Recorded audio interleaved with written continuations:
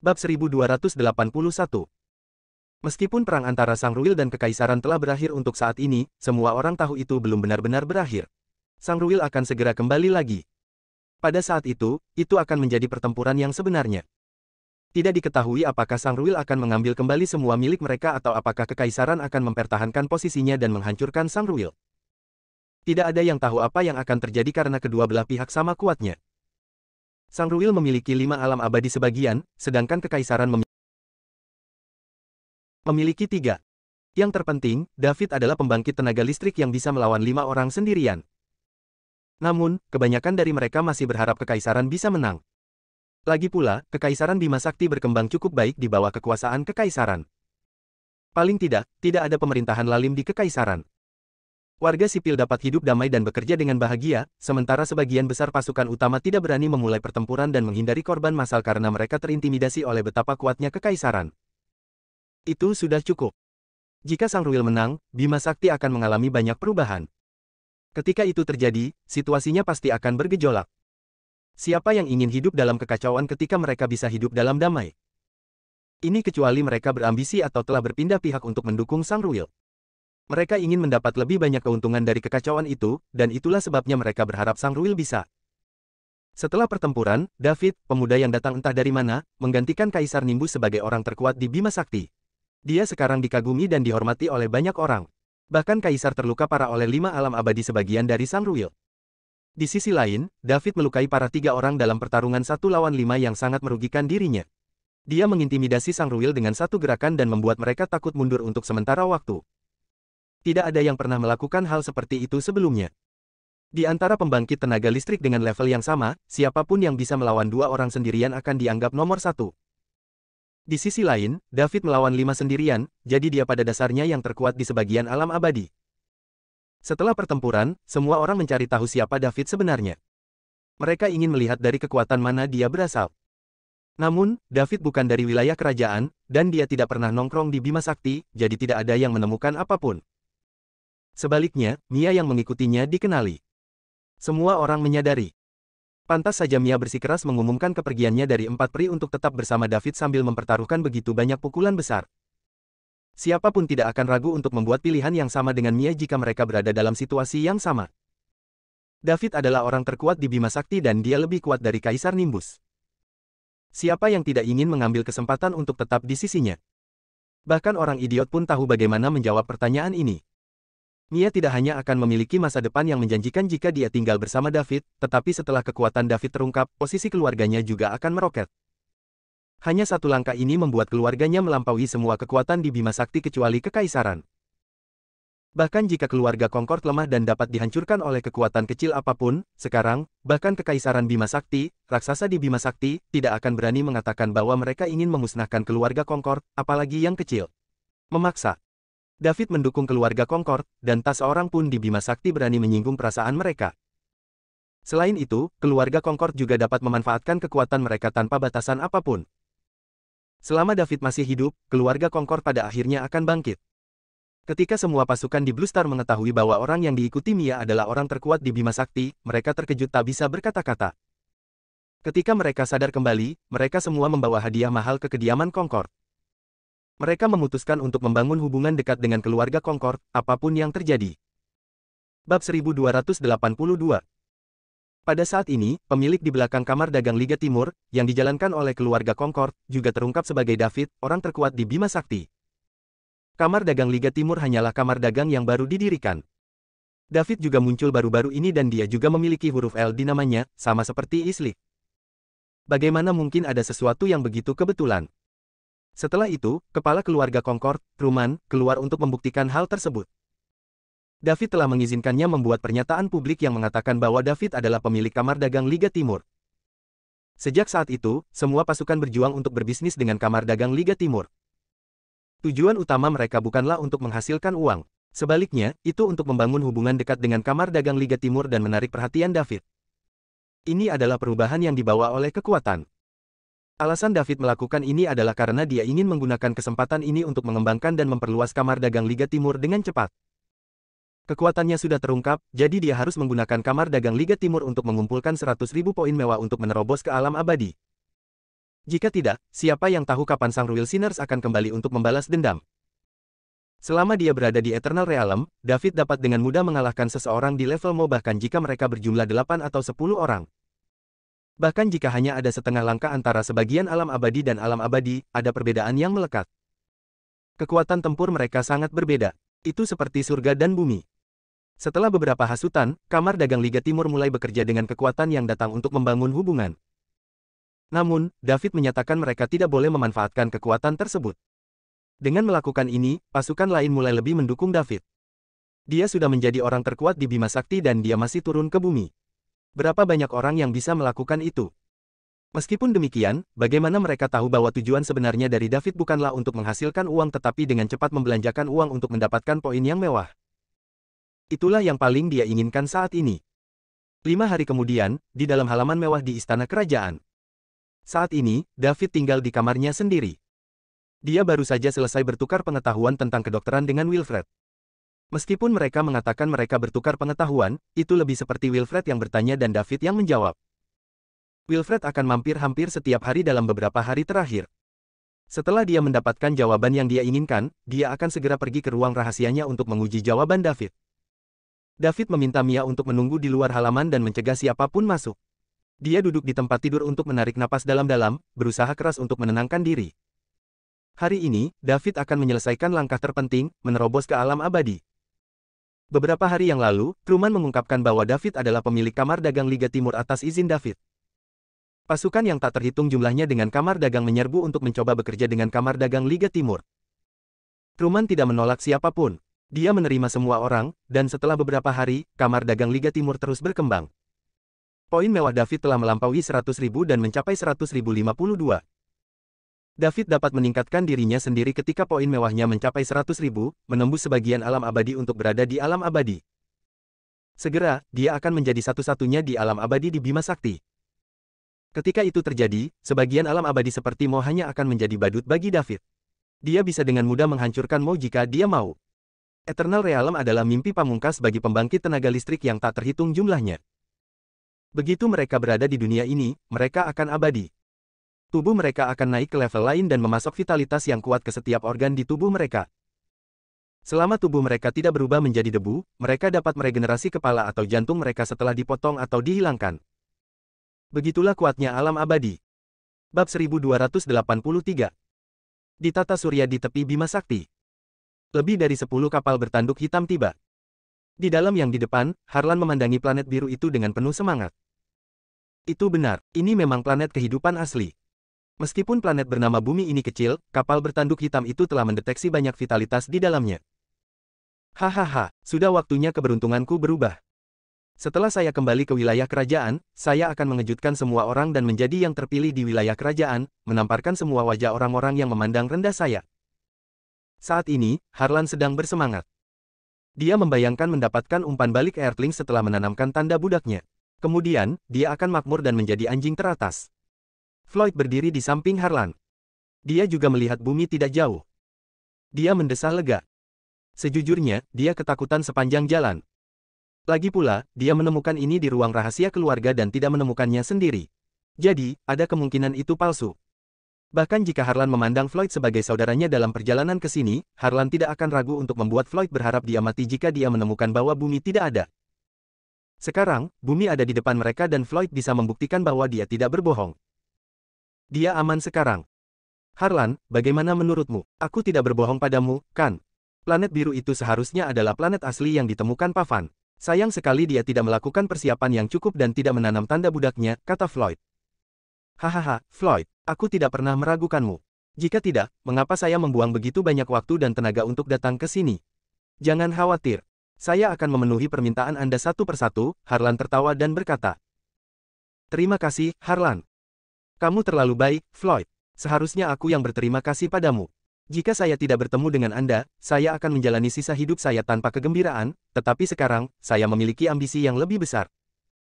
Setelah Harlan mengatakan itu, dia mengubah topik pembicaraan dan berkata dengan lantang, katakan pada semua orang untuk maju dengan kecepatan penuh. Tujuan kita adalah planet biru di depan kita. Ya Tuan. Lebih dari 10 kapal bertanduk hitam bergerak menuju bumi dengan cepat. Bumi. Sudah hampir setahun sejak David pergi. Bumi masih terlihat sama dan tidak banyak perubahan. Semua orang masih berlatih seni bela diri, dan banyak bintang baru yang berbakat bermunculan. Mereka berkumpul di Summerland, dan Mason akan melatih mereka secara sistematis. Ini adalah perintah David sebelum dia pergi. Jika bumi ingin melindungi dirinya sendiri dan memiliki kesempatan untuk menjelajah, ia harus kuat terlebih dahulu. Meskipun kali ini mereka berhasil melewati malapetaka, bagaimana dengan yang berikutnya dan yang setelah itu? Siapa yang bisa menjanjikan mereka akan melewati semuanya dengan aman? Hanya dengan membuat bumi lebih kuat, mereka dapat menghadapi setiap krisis di masa depan. Tentu saja, semua pembangkit tenaga listrik di bumi akan mendengarkan David. Setelah bencana, semua orang bersatu. Selama ada seseorang yang memiliki potensi di sudut manapun di bumi, mereka akan segera dikirim ke Summerland untuk dibudidayakan. Summerland juga secara bertahap menjadi tanah suci bagi semua penduduk bumi. Karena keberadaan David, semua negara dan kekuatan memandang Summerland. Bahkan jika David telah meninggalkan bumi untuk menjelajahi langit berbintang yang luas, ini tidak menghentikan penduduk bumi untuk menghormatinya. Saat ini, posisi David di bumi setara dengan posisi Kaisar Nimbus di hati orang-orang di Bima Sakti. Ada keyakinan yang tak terkalahkan. Tidak peduli di sudut bumi manapun, selama seseorang berani berbicara buruk tentang David, mereka akan diserang. Pada saat yang sama, dalam 1 tahun ini, patung-patung Daud didirikan di setiap sudut bumi. Bab 1284. Patung-patung itu adalah tanda penghormatan terhadap Daud. Lagi pula, jika David tidak ada, bumi akan menjadi budak Pavan dan tidak akan pernah bisa membebaskan dirinya sendiri. Karenanya, David tidak berbeda dengan penyelamat bumi. Saat ini, di Summerland on Earth, sangat ramai di kediaman terpencil David. Celine, Selena, Pearl, Julia, Sandy, Amelia, dan para wanita yang memiliki hubungan lebih dekat dengan David semuanya hidup bersama. Sebagai yang terkuat di antara mereka, Selena mengambil tanggung jawab untuk mengajari mereka. Para wanita berkumpul di sini untuk satu tujuan, menunggu kepulangan David. Bahkan jika David hanya memiliki Celia sebagai pacar resminya, wanita lain tidak akan menyerah begitu saja. Ini karena David terlalu luar biasa, jadi mereka tidak mau repot-repot memandang pria lain. Tidak peduli apa, orang-orang itu tidak akan pernah bisa dibandingkan dengan David. Setelah bertemu dengan yang terbaik, siapa yang masih menginginkan seseorang yang lebih rendah? Adapun keluarga perempuan, mereka tidak menolak keputusan mereka dan justru sangat mendukung. Sekarang, siapapun yang memiliki koneksi dengan David akan mendapat manfaat. Bahkan jika David tidak menerima mereka, mereka tidak akan memilih pria lain. Mereka hanya berharap untuk tinggal bersama David selamanya. Pearl dan yang lainnya semuanya cantik-cantik, terutama Selena. Selena akan menjadi salah satu yang terbaik meski dia berada di wilayah kerajaan, apalagi bumi. Dia tidak kalah dengan Mia dari 4 peri. Mereka berkumpul untuk menunggu kembalinya David, menyebabkan banyak orang iri pada David. Namun, meski mereka iri, mereka tidak akan merasa cemburu atau benci karena mereka tidak pantas merasa seperti itu. Syukurlah, Celia, pacar resmi David, tidak mempermasalahkan keberadaan perempuan lain. Dia tidak pernah ingin memiliki David sendirian. Dia hanya ingin David kembali dengan selamat. Dia bisa menerima segalanya. Sementara David tidak ada, para wanita dengan senang hati menunggu kepulangan David. Setelah menghabiskan waktu bersama begitu lama, mereka sudah seperti saudara perempuan. Saat ini, para wanita cantik sedang mengobrol satu sama lain. Selena, kapan aku bisa menembus God Rank? Tanya Sandy. Sandy, kamu masih muda. Kenapa kamu begitu terburu-buru? Selena menepuk kepala Sandy dan bertanya. Sandy adalah yang termuda di antara mereka, dan usianya baru 20 tahun lebih sedikit. Saat itu, tidak ada yang berani membayangkan sebagian God Ranker berusia 20-an. Namun, itu ada sekarang dan ada lebih dari satu. Ini semua karena obat genetik yang ditinggalkan Pavan. Di antara mereka, Selena adalah yang paling berbakat. Setelah mengkonsumsi obat tersebut, kekuatannya meningkat pesat. Ketika David pergi, dia masih menjadi ranker Dewa Super, tapi sekarang, dia telah menembus level pertama Star Realm dan menjadi ranker satelit. Ini cukup cepat. Namun, Celia berkata Dev akan membawa kita keluar angkasa untuk melihat dunia luar kali ini dia kembali. Saya khawatir dia tidak akan membawa saya karena saya tidak cukup kuat, kata Sandy, merasa sedikit kecewa. Sandy, jangan berpikir begitu. Kami adalah satu kesatuan. David pasti akan membawa kita semua, Celia menghibur di satu sisi. Celia, kamu harus membantuku jika Dev menolak membawaku. Dia selalu mendengarkanmu. Tentu saja, aku akan memintanya untuk membawamu. Oke, terima kasih, Celia. Semua orang tertawa saat melihat wajah Sandy. Mereka memiliki hubungan yang lebih kuat dengan David, sehingga mereka mengetahui kepribadian David. Daud kejam dan tegas terhadap musuhnya, tetapi terhadap teman-temannya, dia lebih berhati lembut. Jika tidak, mereka tidak akan memiliki kesempatan untuk duduk bersama. David tidak ingin menyakiti mereka, dan begitulah cara mereka memanfaatkan kelemahan David.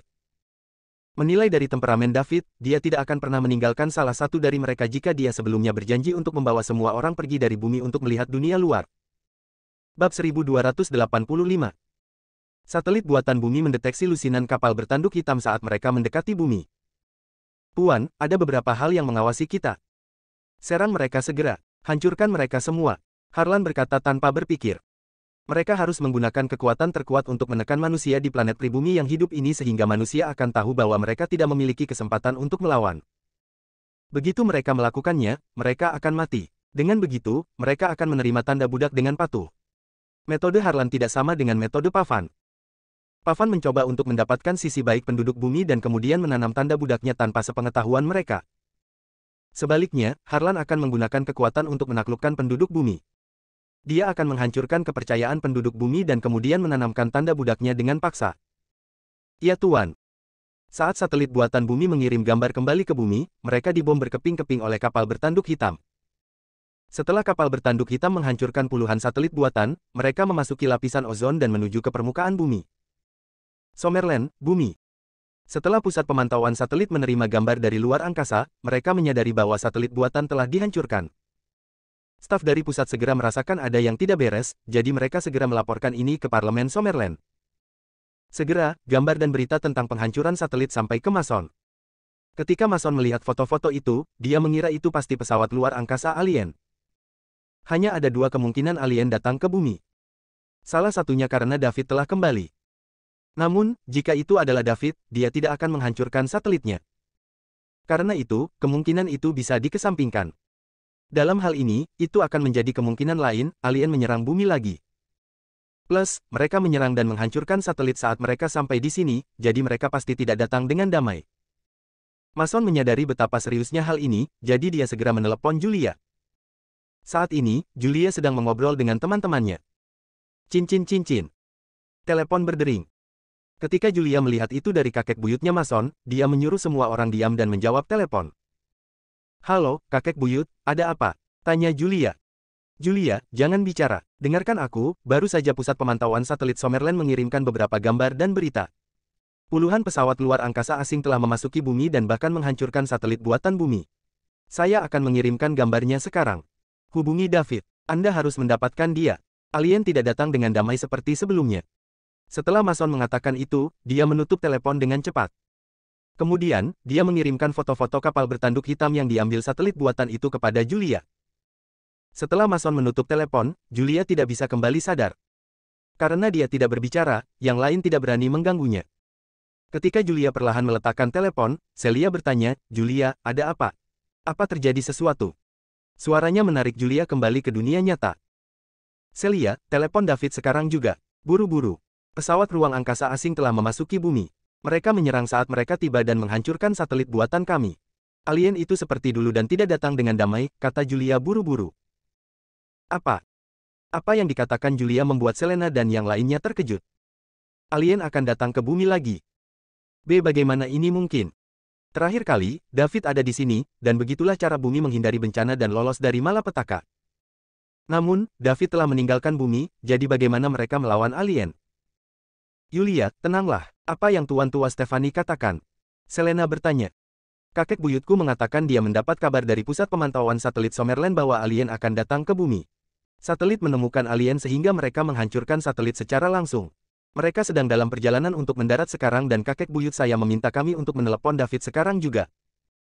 Celia, pergi dan hubungi David sekarang juga dan ceritakan semuanya padanya.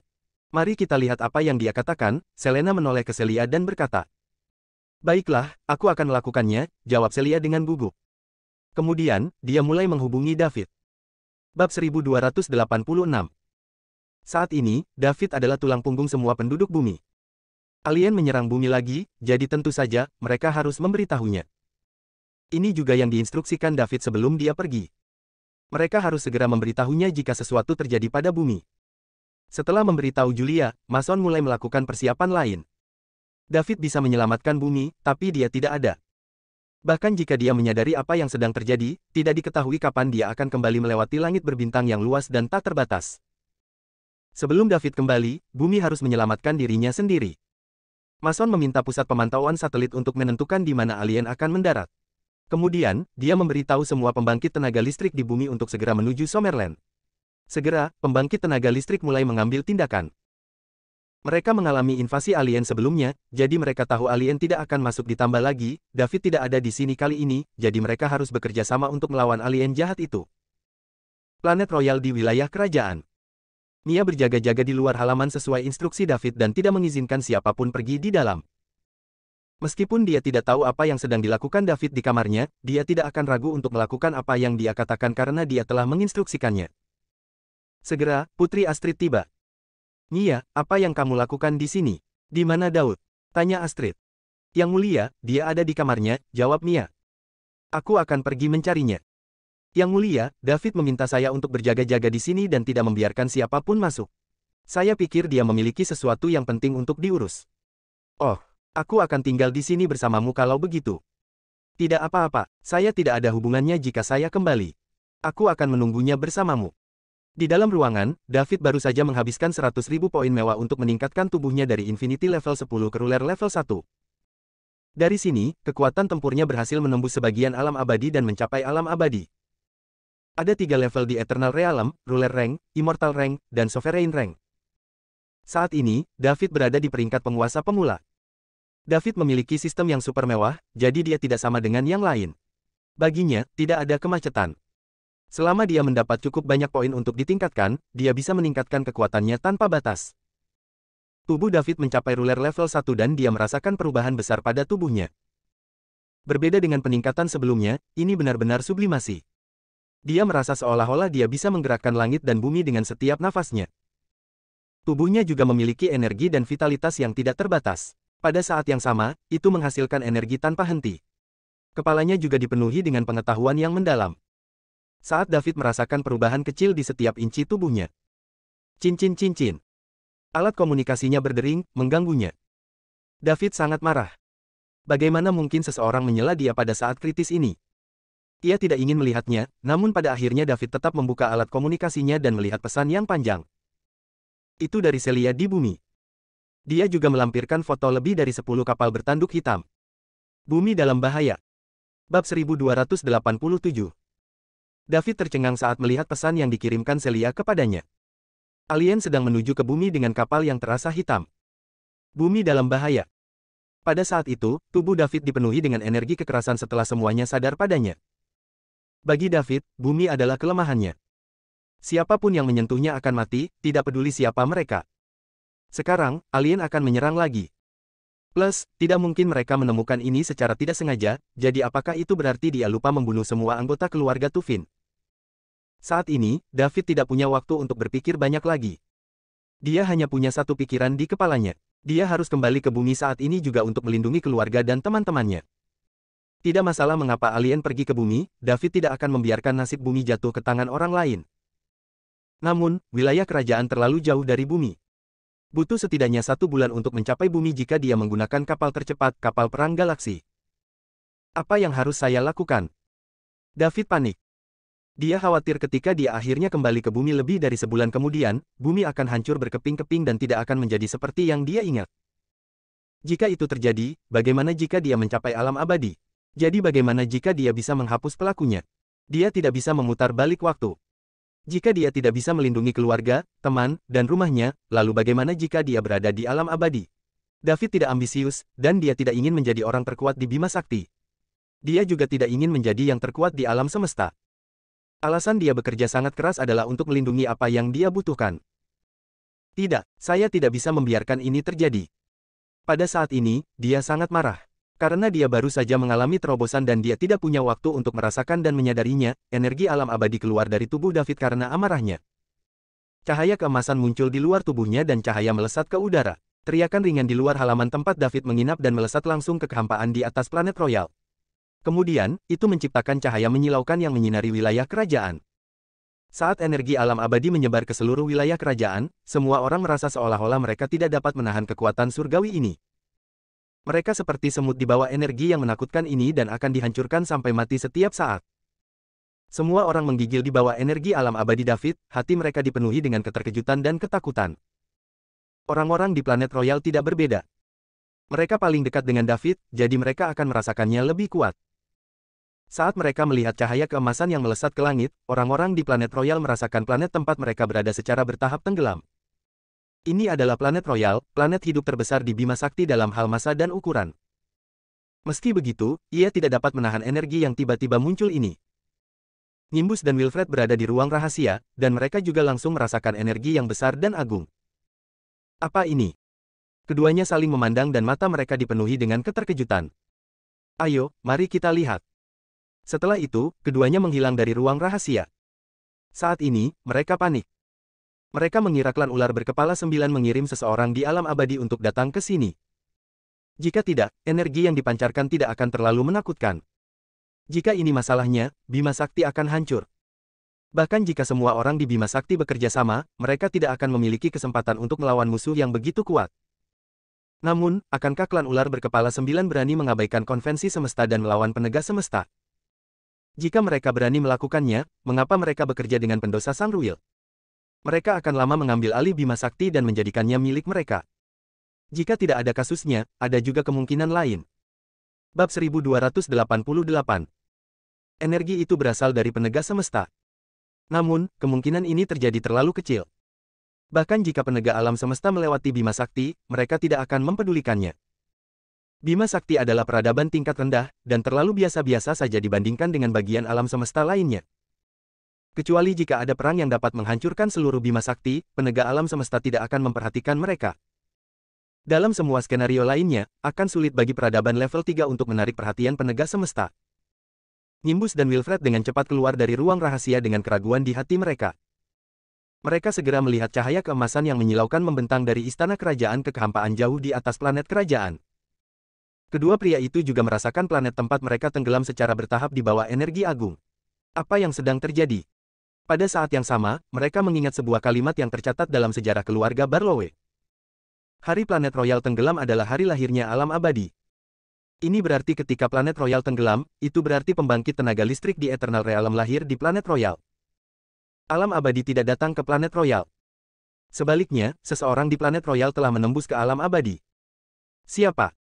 Nimbus dan Wilfred merasakan hati mereka bergetar. Di planet Royal, David adalah satu-satunya sebagian alam abadi selain mereka berdua. Tapi David baru-baru ini cedera, dan berapa umurnya lagi? Dia mungkin tidak lebih dari 300 tahun. Apakah mungkin baginya untuk menerobos ke alam abadi pada usia ini? Keduanya bingung. Apakah David memiliki kesadaran dan menerobos ke alam abadi setelah melawan 5 alam abadi sebagian dari Sangruil dan klan ular berkepala 9 sendirian? Ini terlalu menakutkan. Saat David melampiaskan emosi brutal di dalam hatinya, kesadaran tentang alam abadi selesai di dalam otaknya. Pada saat yang sama, sistem juga menjelaskan kepadanya apa itu alam abadi. Jadi begitu. Dia merasa jauh lebih baik sekarang. Ketika David mencapai alam abadi, tubuh dan darahnya telah menyublim. Tidak ada yang bisa menanam tanda budak di planet asal seseorang di alam abadi, bahkan orang lain di alam abadi. Jika mereka melakukannya dengan paksa, mereka akan menerima umpan balik yang intens. Selain itu, orang di alam abadi dapat mengabaikan jarak antara dua tempat, merobek kehampaan, dan berjalan ke ruang lain. Seseorang di alam abadi, mereka dapat melintasi galaksi dalam waktu yang sangat singkat. Tentu saja, masih banyak manfaat lain untuk mencapai alam abadi. Namun, David hanya memperhatikan 2 poin ini. Dengan ini, tidak ada yang bisa menanam tanda budak di bumi. Pada saat yang sama, jika David ingin bergegas kembali ke bumi, dia dapat mengobrak-abrik ruang angkasa, dan berjalan ke ruang hampa lainnya untuk melakukan perjalanan dengan cepat. Dia bisa menyelesaikan semua ini dalam waktu yang sangat singkat. Dengan demikian, dia tidak begitu gugup lagi. Saat ini, David tidak terburu-buru meninggalkan planet Royal untuk kembali ke bumi. Menurut kesadaran di kepalanya, dia masih harus melakukan sesuatu sebagai orang pertama di alam abadi di Bima Sakti. Dia perlu memberitahu galaksi di sekitarnya bahwa ada seseorang di alam abadi di Bima Sakti. Energi dalam tubuh David didorong secara maksimal. Dia kemudian datang ke kehampaan yang mengelilingi planet Royal sambil mengikuti cahaya keemasan. Pada saat yang sama, cahaya keemasan di luar tubuhnya mulai meluas. Dalam waktu sekitar 2 hingga 3 detik, itu berkembang secara maksimal. Kemudian, David emas raksasa terbentuk di atas planet Royal. Pada saat ini, semua orang di planet Royal menatap kosong pada sosok emas raksasa di kehampaan. Mereka memiliki keinginan untuk menyembah sosok emas ini. Semua orang dari alam bintang hingga alam semesta adalah sama. Bahkan Nimbus dan Wilfred, dua alam abadi sebagian, ingin melakukan hal yang sama. Ini adalah emosi yang datang langsung dari lubuk jiwa mereka. Kehidupan seseorang di alam abadi tidak sama dengan yang lain. Bab 1289. Tubuh emas abadi. Nimbus dan Wilfred memandangi tubuh emas di atas planet royal dan bergumam. Mereka bermimpi untuk mencapai ini. Mereka hanya bisa melakukan ini begitu mereka mencapai alam abadi dan menyublimkan tubuh mereka. Ini juga merupakan simbol alam abadi. David memiliki terobosan dan menjadi pusat kekuatan alam abadi. Bagaimana dia melakukannya? Nimbus selalu merasa bahwa dialah satu-satunya yang berpotensi menerobos ke alam abadi. Bagaimanapun, dia adalah orang termuda di sebagian alam abadi dalam sejarah Bima Sakti. Bukan hanya dia, tetapi yang lain juga berpikir demikian. Namun, penampilan David berhasil memecahkan rekor tersebut. Sekarang, dia telah menembus ke alam abadi selangkah lebih maju dari Nimbus. Nimbus tidak tahu harus senang atau kecewa. David berada di alam abadi, jadi krisis mengenai pendosa Sangruil yang bekerja dengan klan ular berkepala 9 telah sepenuhnya menghilang. Dia seharusnya bahagia. Namun, Nimbus tidak bisa merasa senang. Dia terus merasa seperti David telah mengambil apa yang seharusnya menjadi miliknya. Mia dan Astrid tinggal di luar halaman sepanjang waktu. Mereka langsung menyadari ketika David memancarkan energi alam abadi dan naik ke kehampaan dalam cahaya keemasan. Mereka juga menyaksikan David berubah menjadi raksasa emas. Cahaya dari tubuhnya menyinari seluruh planet royal dan royal regent. Level Mia terlalu rendah, jadi dia tidak tahu apa ini. Namun, sebagai putri kerajaan Bima Sakti, Astridat membaca tentang tubuh emas abadi dari buku. Hanya orang-orang di alam abadi yang bisa mencapai ini. B. Bagaimana David berubah menjadi raksasa emas? B. Bagaimana dia melakukan itu? Apakah ini keterampilan bertarung? Mia mengangkat kepalanya dan bertanya dengan bingung. Mia, itu tubuh emas abadi. D. David sekarang berada di Eternal Realm. Dia juga orang pertama di Bima Sakti yang melakukannya, jelas Astrid dari satu sisi. Eternal Realm. Ya, alam abadi. Dunia di mana seseorang akan menjadi abadi dan hampir tidak bisa dihancurkan. Itu juga merupakan ranah yang dinanti-nantikan oleh semua pembangkit tenaga listrik, termasuk ayahku. Kekal, tidak bisa dihancurkan. Apakah David sudah sehebat itu? Dia tidak hanya luar biasa. Jika dia bertemu lagi dengan pendosa Sangruil Realm Eternal Realm itu, dia bisa membunuh mereka semua hanya dengan jentikan pergelangan tangannya. Saat ini, hati Astrid dipenuhi keterkejutan. Sejak dia kecil, dia selalu mendengar bahwa ayahnya adalah orang yang paling berpotensi di Bima Sakti untuk melangkah ke alam abadi. Tentu saja, dia percaya ini. Sekarang, David telah mencapai Eternal Realm sebelum ayahnya, meninggalkannya bermil-mil jauhnya. Astaga! Mia sudah mati rasa. Sejak dia mengikuti David, dia tidak pernah berhenti merasa terkejut. Monster macam apa aku ini? David bersembunyi di tubuh emas abadi. Dia mencoba mengendalikannya dan menemukan tidak ada masalah. Itu seperti bagaimana dia akan menggunakan tubuhnya. Saat dia merasakan kekuatan agung yang berasal dari tubuh emas, David mengira dia bisa menghancurkan planet royal hanya dengan satu tamparan. Planet royal tidak sama dengan planet lain. Ini adalah pusat Bima Sakti dan juga merupakan planet hidup dengan massa terbesar. Gaya gravitasinya juga jauh lebih besar dari planet lain. Setelah terbiasa dengan tubuh emas abadi, David berbicara. Nama saya David Liddell dan saya telah mencapai alam abadi. Mulai sekarang, saya adalah penguasa Bima Sakti dan saya akan melindungi semua yang ada di dalam Bima Sakti. Saya tidak akan menyayangkan siapapun yang datang ke sini tanpa diundang dan mengganggu ketertiban Bima Sakti. Tubuh emas berbicara. Suara David sepertinya tidak dibatasi oleh ruang. Itu masuk ke telinga semua orang di Bima Sakti. Namun, dia tidak mengatakan ini kepada orang-orang di Bima Sakti. Sebaliknya, dia berbicara kepada galaksi lain di sekitar Bima Sakti. Galaksi dengan pembangkit tenaga alam abadi tidak sama dengan galaksi tanpa galaksi. Yang tidak perlu bergantung pada perlindungan orang lain. Itu akan keluar dari kebaikan pembangkit tenaga listrik, tetapi mereka bukan pengawas. Dengan demikian, mereka tidak dapat terus memantau planetnya, atau bahkan mungkin tidak pernah memperhatikannya sama sekali. Dalam skenario ini, banyak faktor yang tidak pasti akan terjadi. Sama seperti serangan rahasia Sangruil dan ular berkepala 9. Namun, jika ada pelindung alam abadi, itu tidak akan sama karena mereka akan memiliki kekuatan untuk melawan. Bab 1290. Mereka tidak akan mengandalkan siapapun untuk perlindungan karena mereka hanya bisa melindungi diri mereka sendiri. Meskipun kekuatan mereka hampir sama, tidak ada yang mau menyinggung seseorang di alam abadi. Jika ada pilihan, seseorang harus membunuh alam abadi sekaligus. Bagaimana rasanya memiliki alam abadi mengawasi Anda dalam kegelapan seperti ular berbisa yang bahkan mungkin muncul untuk menggigit Anda kapan saja? Tidak ada yang mau mengalami itu. Lagi pula, orang yang bisa mencapai langkah ini biasanya tidak sendirian. Sebagai orang pertama yang mencapai alam abadi, David perlu mengumumkan kedaulatannya kepada galaksi di sekitarnya dan menyatakan bahwa Bima Sakti dapat melawan sekarang, jadi lebih baik mereka tidak datang dan menyinggungnya. Di planet terpencil di Bima Sakti, Raja Mo dari Sangruil, Severus, dan ular berkepala 9 lainnya sedang menggunakan tempat ini untuk sementara. Mereka sedang menunggu bantuan dari klan ular berkepala 9. Beberapa hari yang lalu, Severus telah menyampaikan berita itu kembali ke klan. Begitu bantuan datang, mereka akan menyerang Kekaisaran Bima Sakti lagi. Mereka harus segera mengambil alih hak untuk menguasai Bima Sakti. Mereka sudah berada di tahap ini, jadi tidak ada alasan bagi mereka untuk menyerah. Mereka ingin tumbuh dengan cepat dan meningkatkan kekuatan klan mereka. Cara paling efektif adalah menjadikan manusia, makhluk paling manjur di dunia, sebagai makanan mereka. Selain itu, Bima Sakti terlalu mencolok untuk diabaikan begitu saja. Klan ular berkepala 9 takut untuk menarik perhatian penegak alam semesta. Oleh karena itu, bekerja dengan Sangruil akan menjadi pilihan terbaik mereka. Jika penegak semesta tahu, mereka bisa menyalahkan Sangruil. Kami di sini hanya untuk membantu. Bahkan jika mereka masih akan dihukum oleh penegak semesta, itu tidak akan seburuk itu.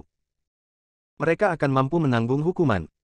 Mo dan yang lainnya masih berada di Bima Sakti, jadi mereka mendengar apa yang dikatakan David. Pada saat ini, semua orang terlihat ngeri di wajah mereka. David ada di alam abadi. Mereka bisa merasakan energi menakutkan dari planet royal. Berlari. Mereka kemudian berubah menjadi bayangan dan melesat menuju bis galaksi tanpa ragu-ragu. Bahkan jika mereka berada di sebagian alam abadi dan setengah jalan menuju alam abadi, jarak antara keduanya sangat besar. Kekuatan mereka tidak ada artinya di depan seseorang di alam abadi dan mereka tidak akan memiliki kekuatan untuk melawan sama sekali. David berada di alam abadi, jadi tidak ada tempat di Bima Sakti yang aman bagi mereka. Jika mereka ingin hidup, mereka harus kembali ke bis galaksi secepat mungkin. Mereka akan aman selama mereka ada di sana. Tepat setelah Mo dan yang lainnya pergi, Sangruil Sinners di planet ini juga mulai melarikan diri, meninggalkan sebuah planet yang benar-benar kacau balau. Manusia yang tak terhitung jumlahnya di planet ini mulai berlutut sambil menyembah arah di mana tubuh emas David berada. Mereka telah hidup di neraka beberapa hari terakhir, dan hal yang menyelamatkan mereka adalah suara barusan. Oleh karena itu, mereka akan selalu mengingatnya. Bersambung.